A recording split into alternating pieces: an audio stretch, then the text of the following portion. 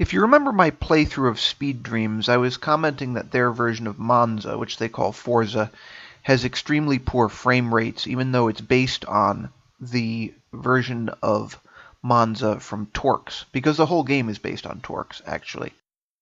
And I was commenting about how I was changing the format and size of the image files and so on, trying to improve the frame rate. Here I'm going to do a test run of the Archer R9, which is the Speed Dreams version of the Aston Martin DBR9. And so I'll show you. See, it can't even rev properly. The frame rate is so bad that you look at the gauges, they're like choppy.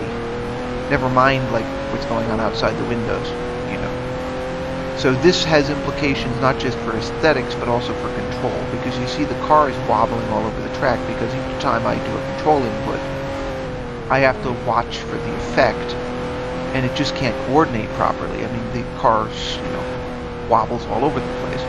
And this means my lap times are very limited. I run the car off the track like there all the time.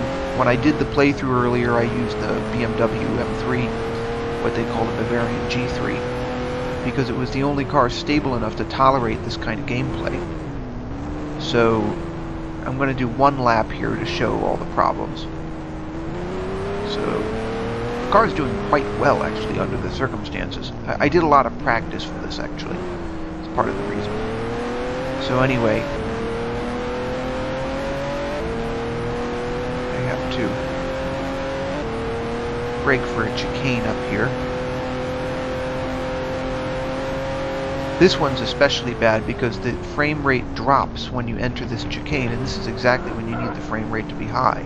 See, I'm having a lot of trouble with this because I just can't coordinate my inputs with the interface. This is a straight, so it's a little bit better. But you know, the frame, you can look at the sides, I mean, the frame rate is horrible.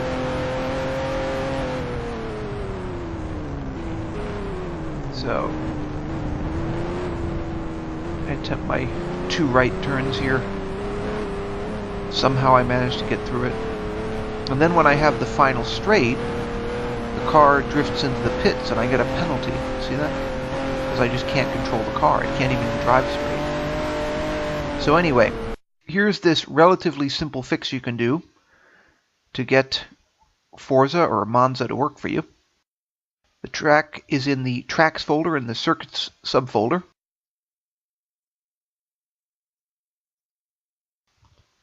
You drag the original Forza to the desktop. You go into TORCS. You go to Tracks, Road, because they count it as a road course in TORCS. You copy the TORCS version of Forza, copy and paste in Windows Explorer, into the Circuit folder of the Tracks folder in Speed Dreams, and then you copy these files, which are what you need to prevent it crashing when you try to load it. The Forza splash screen, which is forza.jpg, and then forza.xml, which is really the most important one. The splash screen is just for aesthetics. So you paste it in, replace all the conflicts, and now we'll have another lap, but you'll see the difference right away. I'm not going to do a full playthrough, just one lap. But one other thing I wanted to show you too is the file sizes. This explains the difference. You see, the Speed Dreams version of Forza that's being offered right now is literally 4 times as big. So naturally the frame rate's going to be horrible. And when you look at the content, it looks as if they split the models up into a few different files, because the original is only one ACC file, which is not particularly huge, but the Speed Dreams version has a whole bunch of files.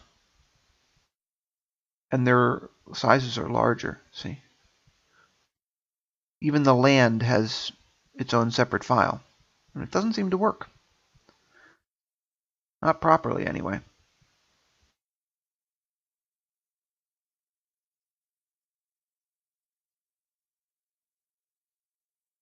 But as I said, if you copy the TORCS version of Forza, and then you continue to use the XML file from Speed Dreams, and the splash screen, everything works, as you'll see right now. First of all, it revs properly.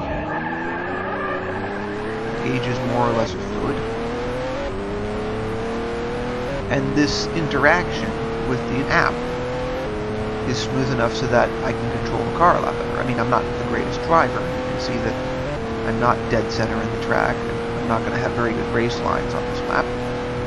But I can go into this curve, for example, at full speed, or full throttle anyway, and it stays under control. I can put it through this curve flat out, and then by braking for this curve is smoother, and it doesn't have to be so extreme because I can drift, you see. This car, incidentally, the Archer R9, the Speed Dreams version of the Aston Martin DBR9, is not a good drifter at all. But yet I'm able to do it here. The reason it's no good at drifting, incidentally, is that the weight is too far to the back. I think even compared to the real car. So you tend to spin it if you get too adventurous. But you can make the tires sing anyway, if you have sufficient control of the car, which you will not have if the frame rate is really not very good. And so you can see here with a decent frame rate, and again I have the graphics turned way down still, but with this converted TORCS track, you can actually get around the track and keep the car under control.